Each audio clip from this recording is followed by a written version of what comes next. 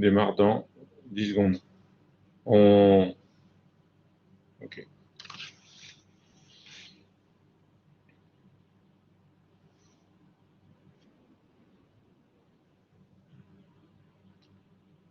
Bonjour et bienvenue dans ce webinaire. Je suis heureux de vous y accueillir. Nous allons parler de politique d'emploi des travailleurs handicapés et de politique RH. Je vous propose de laisser encore 1 ou 2 minutes pour les retardataires, en tout cas les personnes qui vont nous rejoindre d'ici peu. Et puis nous allons pouvoir démarrer. Étant donné que nous sommes sur un format court, on démarrera à l'heure et on laissera un petit peu de temps pour les échanges avant de pouvoir aller chacun déjeuner. Alors n'hésitez pas à interagir pendant ce webinaire avec le chat. On a prévu de vous poser 2 petites questions, donc vous pourrez répondre directement via les options qui vous seront proposées.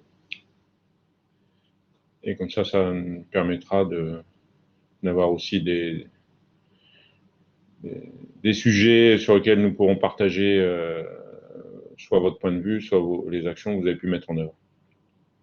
Et bien évidemment, nous restons disponibles après ce webinaire pour échanger, prendre contact si vous le souhaitez.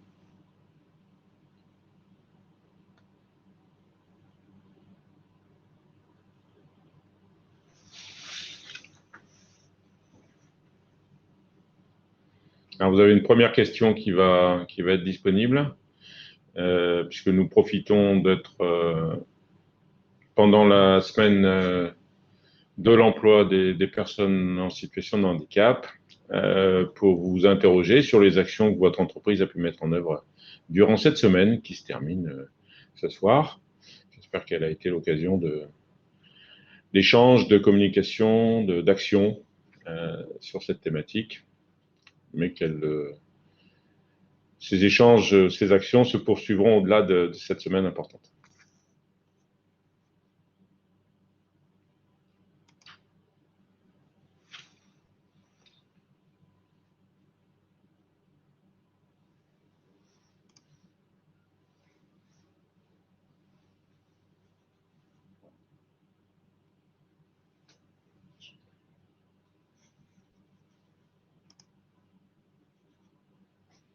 Est-ce que vous avez des soucis d'audio, de vidéo? N'hésitez pas à l'indiquer dans le chat aussi pour indiquer si vous avez des problèmes. On espère que tout est clair pour vous en termes de son et d'image.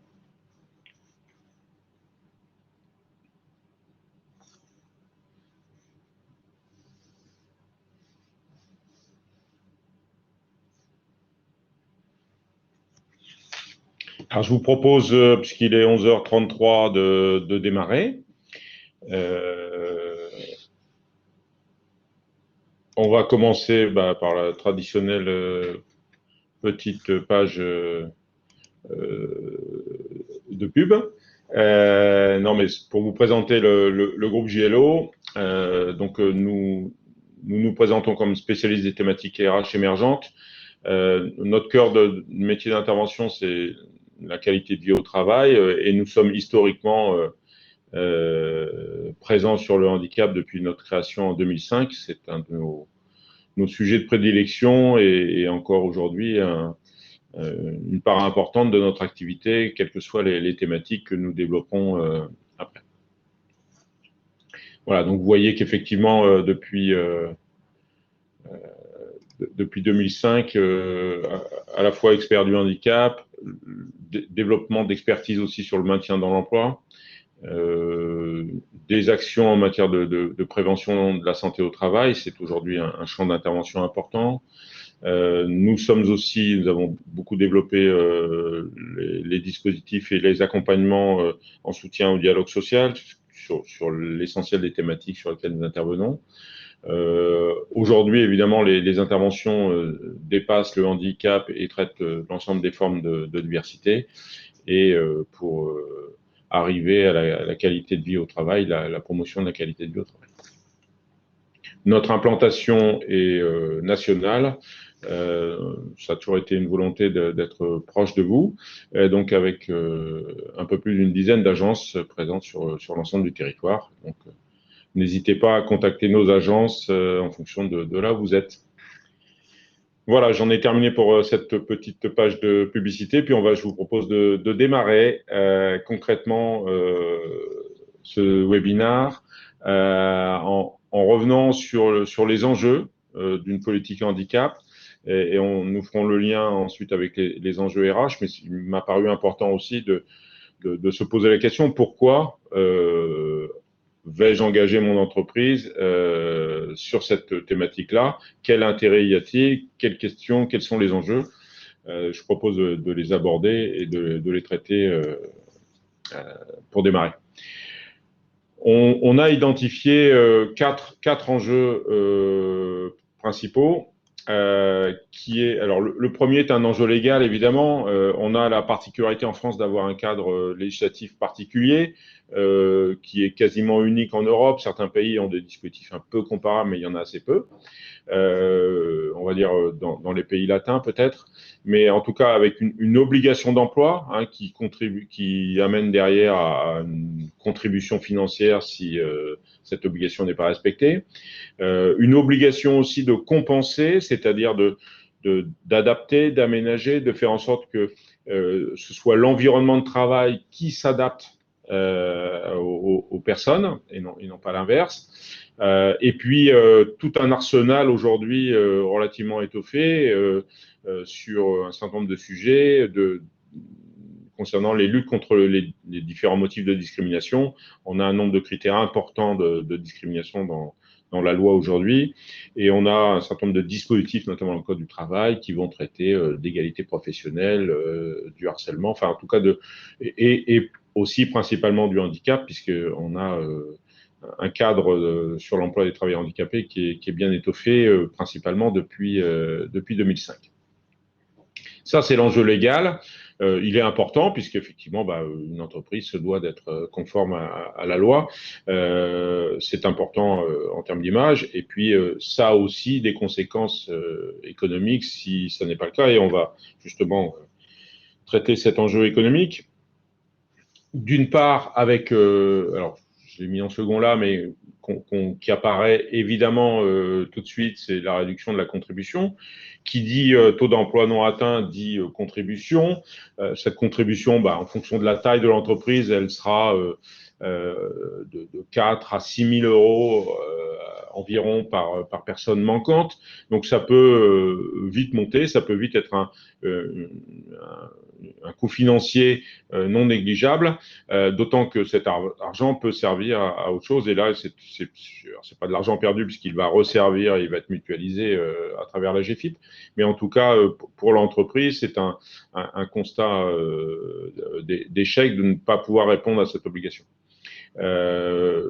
Derrière cet enjeu direct économique, on a aussi un enjeu important sur la baisse potentielle du taux d'absentéisme en lien avec une politique handicap active qui, en anticipant, en prévenant, en permettant à chacun d'être bien dans son travail, d'avoir un poste adapté, de contribuer à une baisse de l'absentéisme, de favoriser les retours à l'emploi efficaces. Voilà, donc autant d'actions qui ont des impacts positifs sur le plan économique quand elles sont mises en œuvre de façon efficace.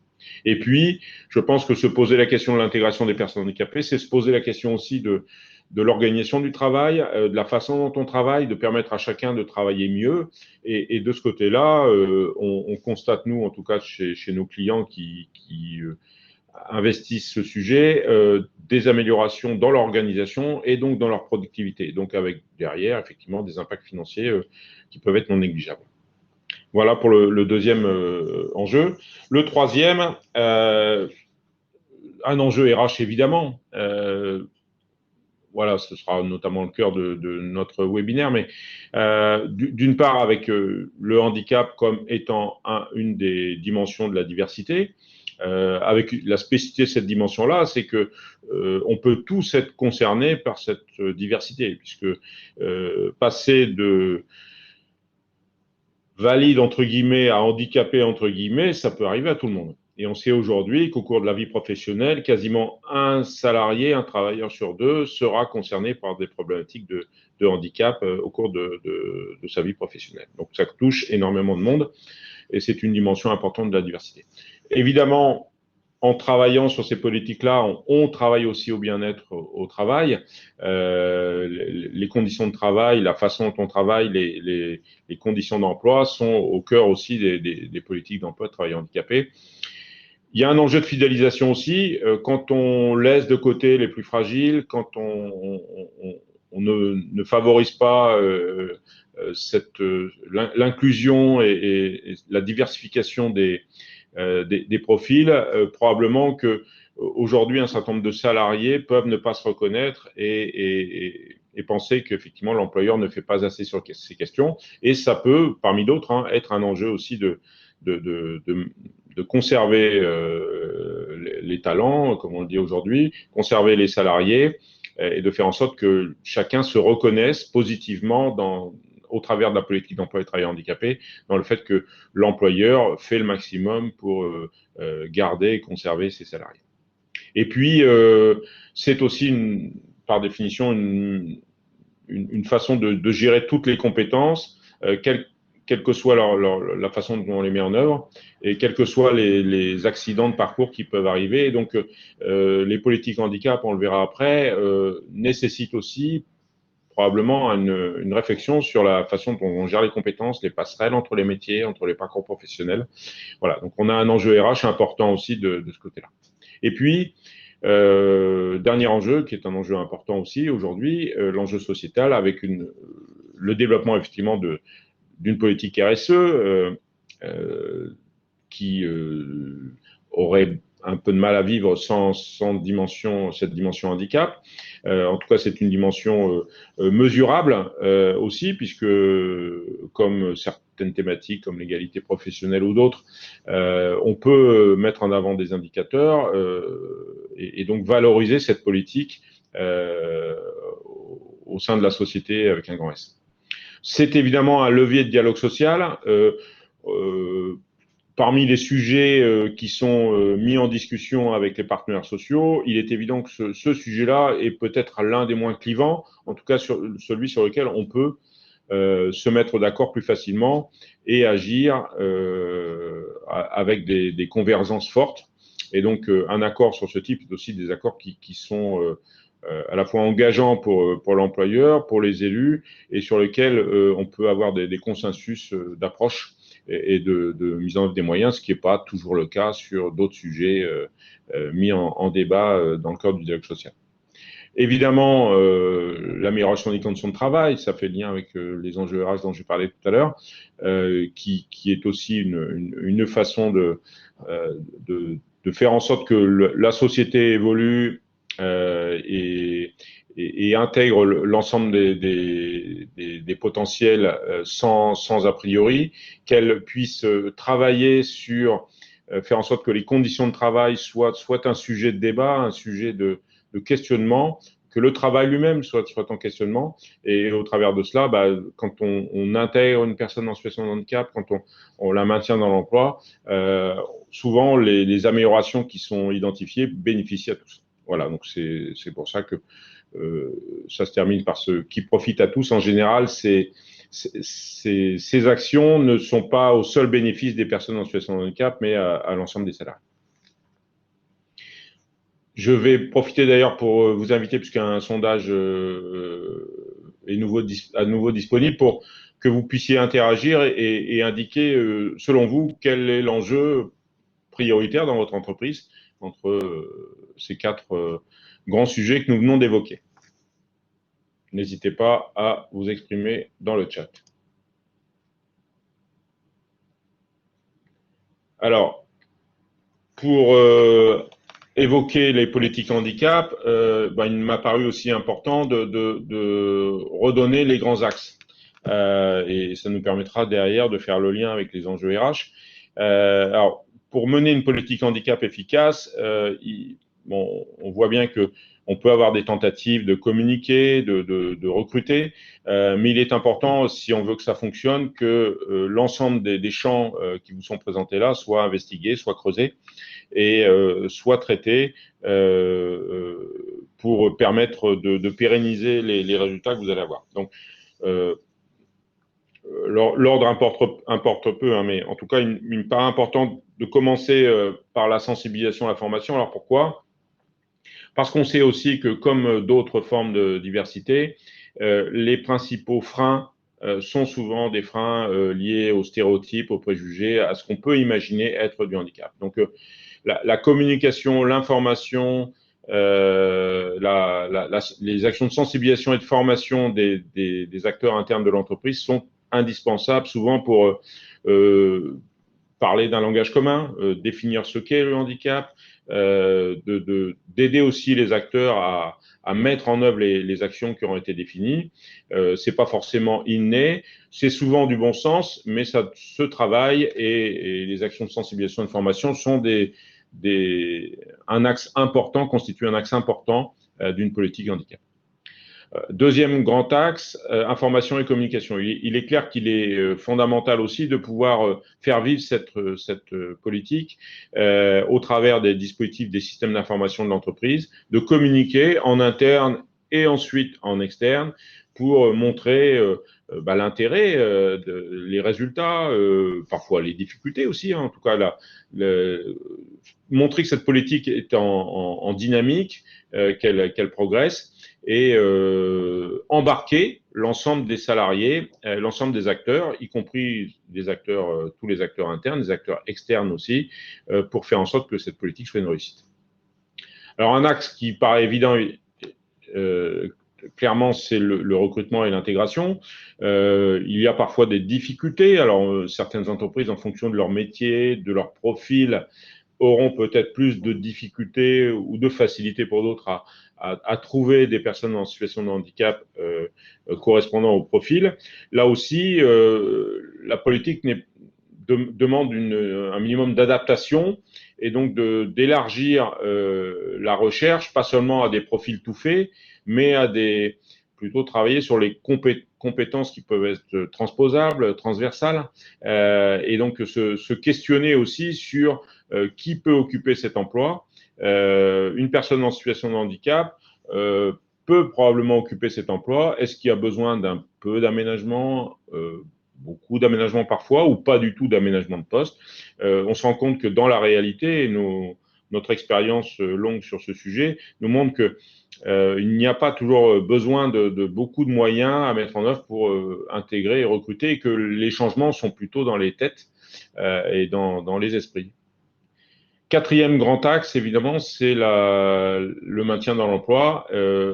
Et on sait que si je veux progresser en matière de taux d'emploi, le recrutement n'est pas forcément l'axe le plus simple. Et donc là, on va gagner, entre guillemets, quantitativement, c'est sûrement, j'allais dire qualitativement aussi, c'est sûrement en s'occupant déjà des salariés qui sont dans l'entreprise, en les maintenant dans l'emploi, en s'assurant que les handicaps, les problèmes de santé, les accidents de la vie ne soient pas un frein à la continuité du parcours professionnel. Et en tout cas, s'il y a des accidents, s'il y a des difficultés, que ces difficultés soient traitées et qu'on mette en place des moyens de compensation. Donc c'est un axe important, fondamental dans une politique d'emploi de travailleurs handicapés, qui est aussi un axe qui demande la mobilisation d'acteurs de différents niveaux, le médecin du travail, les services RH, le management bien sûr, et puis d'autres acteurs externes. Alors j'ai cité la GFIP en tout début, voilà, donc qui là aussi a des dispositifs très très efficaces sur cette thématique. Cinquième axe, ça va être les parcours professionnels. Alors là, on va s'attacher à identifier, alors peut-être, on verra après le lien, mais tout ce qui est effectivement accompagnement des salariés tout au long de leur vie professionnelle. Ça veut dire la prévention et l'identification des situations le plus en amont possible. Et puis la capacité à mobiliser des solutions, des passerelles entre les métiers, des dispositifs d'accompagnement et de formation pour les salariés en situation de handicap. On pourra parler de GPEC notamment spécifique là-dessus. Évidemment, les achats responsables. Alors, depuis l'année dernière, ces achats ne rentrent plus directement dans le taux d'emploi, hein, ce qu'on appelait auparavant le taux d'emploi indirect. Néanmoins, ces achats restent importants. C'est une façon, en termes d'enjeu sociétal, d'inclure les personnes les plus lourdement handicapées qui ne pourraient pas travailler forcément chez vous, mais qui ont des capacités quand elles sont encadrées, organisées de telle façon, et des structures comme les ESAT ou les entreprises adaptées notamment peuvent rendre des services aujourd'hui de bon niveau, de haut niveau, avec des prix qui sont tout à fait compétitifs pour une grande partie d'entre eux. Et donc, ces achats sont une façon aussi de s'impliquer dans l'emploi des travailleurs handicapés, mais en externe, avec un bénéfice financier, puisqu'ils viennent en déduction avec un certain mode de calcul dont je ne vais pas détailler là, mais qui permettent de réduire le montant de la contribution au secteur protégé, la contribution due à la GFIP, via l'URSSAF maintenant. Et puis, dernier axe qui est un axe fondamental aussi, c'est comment on peut contractualiser, comment on peut structurer cette politique. Et donc, c'est la question du pilotage de la politique. Est-ce qu'elle est pilotée en interne sans forcément de cadre juridique conventionnel particulier? Est-ce qu'on va négocier un accord? Est-ce qu'on veut un accord agréé? À quel niveau on embarque les représentants du personnel? Ça me semble être quelque chose de fondamental. Les élus, et en faire un vrai sujet de débat dans l'entreprise. Voilà. Et avec l'avantage d'une contractualisation, ça veut dire un suivi, ça veut dire des indicateurs, ça veut dire la capacité à mesurer la progression et donc à adapter aussi la stratégie en fonction des résultats. Voilà, j'espère que je suis clair jusque-là. N'hésitez pas à interagir s'il y a besoin. Je vais passer à la diapositive suivante. Alors, quel lien peut-on faire entre politique handicap et politique RH? Je vais revenir sur les grands axes. Alors, on pourra les retrouver sous différentes formes, hein. Je n'ai pas vocation là vous faire un cours de stratégie RH, mais en tout cas, j'ai identifié 4 enjeux qui me paraissent importants au niveau RH. Donc, le premier est créer, faire vivre une culture d'entreprise, et on verra que avoir une politique handicap construite, structurée, claire, je pense, peut faire partie et contribuer à développer une culture d'entreprise positive. Évidemment que c'est aussi un moyen de rassembler et de motiver autour d'un projet, hein, ce projet d'inclusion. On parle beaucoup d'inclusion aujourd'hui. Inclure et maintenir dans l'emploi des travailleurs handicapés, en recruter de nouveaux. Inclure d'une façon plus générale des personnes qui ont des difficultés dans leur emploi en raison de leur état de santé. Ce sont souvent des enjeux sociétaux qui parlent notamment beaucoup aux jeunes générations, et quand on parle de fidélisation de ces jeunes générations, on a parfois on se pose beaucoup de questions et on cherche des solutions. Je pense que une politique d'emploi travailleurs handicapés bien structurée y contribue fortement, et effectivement c'est un moyen d'attirer et de retenir les salariés aussi, quels qu'ils soient. Je pense au-delà des travailleurs handicapés eux-mêmes. C'est une façon de montrer que l'entreprise accepte des compétences de tous ordres, et que la mise en œuvre de ces compétences n'est pas unique et qu'elle peut prendre des formes variées. Et je pense que c'est ça aussi qui en fait la richesse et qui permet de trouver des solutions. Se questionner sur l'intégration d'une personne en situation de handicap, c'est réfléchir à la façon dont on travaille, et souvent trouver des solutions qu'on n'aurait pas identifié forcément si on n'avait pas eu à se poser ces questions. Et puis, un dernier enjeu RH, hein, c'est ce qu'on appelle en anglais la compliance, respecter la loi, prévenir les risques, et cette politique-là est par définition une politique qui permet d'avoir des marqueurs clairs sur cette question. Ensuite, on a la politique RH et la politique handicap. J'ai essayé de mettre en face à face les grands axes. Quand on parle de gestion du personnel de rémunération, on va évidemment avoir le suivi des salariés. Alors BOETH, ça n'est pas un gros mot, bénéficiaires de l'obligation des travailleurs handicapés, donc ce sont les travailleurs handicapés au sens légal du terme. Et donc le suivi des salariés bénéficiaires de l'obligation d'emploi, à la fois sur le plan administratif, les reconnaissances, tout ça effectivement il y a la question du traitement administratif de ces personnels. L'enjeu de rémunération, alors je le traite pas directement parce que pour moi il n'y a pas de lien entre handicap et rémunération. Il est bien évident que le handicap ne doit pas être, l'état de santé n'est pas un motif pour discriminer sur la rémunération, et au contraire, ça peut être un enjeu aussi de suivi d'indicateurs sur le fait que, comme sur l'égalité professionnelle homme-femme, les bénéficiaires de l'obligation d'emploi, les travailleurs handicapés, n'ont pas, les écarts de rémunération ne sont pas un critère perceptible, identifiable, et une question que l'on peut se poser. Concernant le recrutement et l'inclusion, évidemment, le recrutement de collaborateurs en situation de handicap, c'est une façon de mettre en œuvre cette politique de recrutement et d'inclusion qui aujourd'hui est notamment en communication, dans le cadre de la marque employeur, peut être un élément structurant, différenciant d'une entreprise. Les questions de formation, de gestion des parcours professionnels, évidemment avec le maintien dans l'emploi. Je parlerai aussi effectivement des dispositifs de passage d'un métier à l'autre, d'accompagnement qui sont utiles et indispensables, et c'est une bonne façon de décliner cet axe-là. La communication, souvent, s'ils ne sont pas intégrés au service RH, les services communication RH sont des services qui ont beaucoup à faire ensemble. Et le sujet du handicap est un bon moyen d'avoir une communication structurée sur un sujet RH avec une capacité à diversifier ces axes de travail. On le voit bien, notamment on accompagne nombreux clients sur cette semaine du handicap, et les actions peuvent être d'ordre très varié, très complémentaire, et d'une année sur l'autre, on peut changer. Et je pense que ça porte aussi, ça fédère, ça porte des sujets convergents entre les salariés, ça donne envie. Et je pense que c'est une occasion de partage, une occasion de se fédérer autour de sujets consensuels. On sait qu'aujourd'hui, ça n'est pas forcément le cas partout. L'accompagnement du management, alors elle est fondamentale aussi, puisque c'est un acteur important, et je pense qu'il ne faut pas les oublier.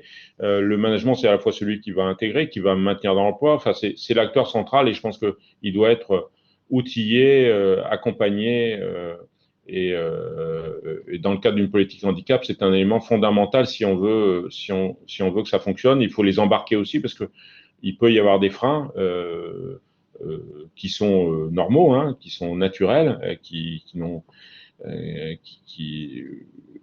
peuvent être parfois liés aussi aux objectifs qui sont fixés, la productivité. Donc, je pense qu'il ne faut pas nier ces questions. Au contraire, il faut les mettre en débat et apporter des solutions. Et puis, le dialogue social, la qualité de vie au travail, la contractualisation de la politique handicap, je l'ai dit, peut être un bon levier de dialogue social. Et le mieux vivre ensemble, effectivement, c'est une dimension importante que nous développons, que nous portons, nous, en termes de qualité de vie au travail. Avez-vous des questions? Alors, il y a peut-être une question. Alors, les managers, effectivement, une remarque sur le fait que les managers peuvent être aussi en situation de handicap, évidemment.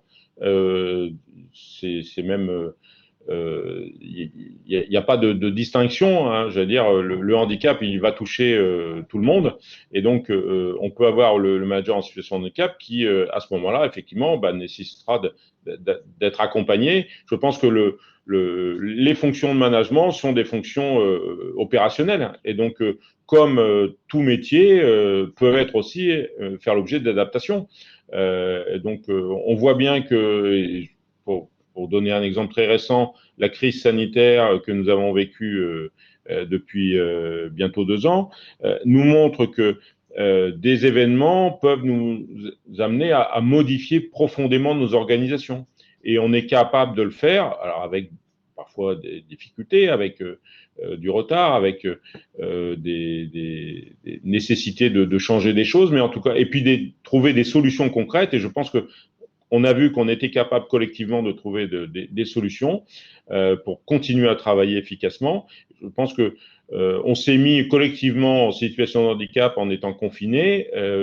Intégrer une personne, c'est une mini crise sanitaire. C'est une façon de se dire, bah, tiens, là j'ai un problème qui se pose à moi, comment je le résous et comment je le dépasse pour devenir meilleur et plus performant collectivement. Et ça me permet d'impliquer quelqu'un qui sera encore plus engagé dans son emploi. Et je pense que le management au premier chef, effectivement, est concerné. Et je pense qu'il y a à se poser la question, l'aménagement d'un poste de travail, ça n'est pas que l'aménagement physique du bureau, du matériel, c'est aussi l'aménagement des conditions de travail, de l'organisation du travail. Et ça coûte pas forcément cher, ça nécessite juste d'y réfléchir. Et je pense que c'est effectivement une question importante. Alors, il y a aussi la question de comment attirer les candidats dans une société industrielle lourde. Je pense que je vais pas vous donner une réponse toute faite, mais les situations de handicap sont très variées. Et vous le savez, enfin, aujourd'hui, une grosse partie des situations de handicap sont non visibles. Il y a certaines activités, effectivement, qui sont peu aménageables, en tout cas sur le plan physique. On aura du mal à adapter complètement, mais on peut intégrer des personnes qui ont des handicaps qui ne sont pas forcément moteurs, qui ont d'autres types de handicaps. Et puis on peut effectivement, pour des personnes qui sont déjà en poste, trouver des solutions de reconversion en interne. Et puis il peut arriver aussi qu'une reconversion en externe, bien accompagnée, soit aussi efficace, et même si la rupture avec l'entreprise est parfois un peu difficile, mais en tout cas, c'est pas non plus quelque chose qu'il faut rejeter et dire que c'est un échec. L'important, c'est de maintenir en emploi, de préférence dans l'entreprise, mais ça peut être aussi en extérieur, si c'est là encore bien fait, bien accompagné, avec l'ensemble des outils qui sont mis à disposition, notamment via la GFIP aujourd'hui. Je vois que le temps passe, donc je vais avancer pour respecter les horaires. Alors, il m'a paru, pour terminer et pour être complet sur ce sujet, alors on est sur un format d'une demi-heure, donc il est clair que tout peut être approfondi, mais il m'a paru important de rappeler que si on veut s'engager dans une politique efficace, c'est comme tout, il faut d'abord faire un état des lieux. Si je veux faire des travaux dans ma maison, je vais faire un plan. Si je veux intégrer un nouvel appartement, une nouvelle maison, on va faire un état des lieux. C'est important et dans toute politique, quelle qu'elle soit, l'état des lieux de départ est fondamental, ne serait-ce que pour caler les indicateurs, pour définir les axes principaux et de savoir sur quelles thématiques on doit insister davantage et quelles sont les ressources qu'on a déjà. Donc, voilà. Donc, l'intérêt du diagnostic en amont, il est alors sur les axes, j'ai remis les axes qui sont sur la gauche, de partir de 4 dimensions importantes qui sont les données générales de l'entreprise, on va dire la stratégie business, puisque je pense qu'il faut aussi comprendre que mettre en place une politique d'emploi de travailleurs handicapés, c'est aussi quelque chose qui est complètement personnalisé à l'entreprise, à sa culture, à son métier, à son activité, à son contexte, à sa conjoncture et aussi à sa stratégie. Donc, les données générales de l'entreprise, quand nous procédons à des diagnostics, on ne fait pas que travailler sur l'emploi des personnes handicapées, mais on a une vision, j'allais dire méta, une vision globale de l'entreprise, holistique, qui permet de comprendre où l'entreprise veut aller. Sinon, je vais plaquer quelque chose d'un petit peu tout fait, j'allais dire pas sur mesure, et ça risque de ne pas fonctionner du tout. Évidemment, les données RH sont fondamentales, quelles qu'elles soient, en analyse.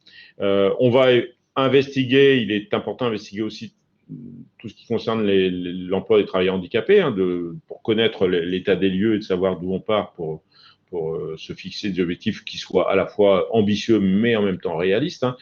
Si je suis à 2% de taux d'emploi, il ne faut pas espérer passer à 6% l'année d'après. Donc là aussi, un objectif ambitieux, c'est un objectif qui prend en compte l'ensemble des paramètres existants dans l'entreprise. Et puis, le travail fondamental, c'est de regarder les freins, les leviers. Les freins, bah, ça va être des axes sur lesquels nous allons travailler pour supprimer ces freins, pour les amoindrir, en tout cas faire en sorte qu'ils soient moins efficaces. Et puis les leviers, ça va être mes ressources, ce sur quoi je vais pouvoir m'appuyer. Et donc concrètement, comment ça se passe? Effectivement, bah, on a une analyse quantitative et qualitative. On va identifier aussi les conditions pour réussir la mise en œuvre des actions. C'est-à-dire que chaque plan d'action fait l'objet d'une analyse, enfin de préconisation, fait l'objet d'une analyse pour savoir dans quelles conditions il peut être mis en œuvre et sous quel délai. Ça veut dire aussi identifier, structurer, organiser, formaliser le plan d'action. Alors, si ça se traduit in fine par un accord, bah, on aura quasiment déjà le squelette, la chair de l'accord qui sera abouti. C'est aussi le diagnostic est aussi l'occasion de lancer la dynamique, c'est-à-dire de montrer que c'est un sujet dont on veut s'emparer, sur lequel on va travailler. C'est la première, ça peut être une première façon de communiquer sur cette thématique et donc de commencer à faire passer certains messages qui sont des messages de préparation à un engagement collectif sur ce sujet. Évidemment, la sensibilisation des acteurs. Pendant le diagnostic, c'est une façon aussi, quand on fait des entretiens individuels, collectifs, quand on a des questionnaires, c'est une façon aussi de commencer à sensibiliser l'ensemble des acteurs d'entreprise. Et puis, quelque chose qui est fondamental, c'est de permettre, in fine, d'outiller l'entreprise pour conduire sa politique. Voilà, j'en ai terminé pour moi. Alors, je vois que effectivement, sur les enjeux, on a des enjeux à la fois économiques, et RH qui sont prioritaires et sociétaux aussi. L'enjeu légal semble moins prioritaire. Bon, c'est bien de le constater. Je pense que les quatre ont leur importance. Hein. Voilà, en tout cas, je vous remercie de votre attention et puis nous sommes à votre disposition si vous souhaitez approfondir ces questions. Nos équipes sont disponibles et nous ferons un plaisir d'échanger avec vous et de vous rencontrer. Merci à vous. Je vous souhaite un bon appétit, une belle fin de semaine de l'emploi des travailleurs handicapés et puis à une prochaine fois. Merci. Au revoir.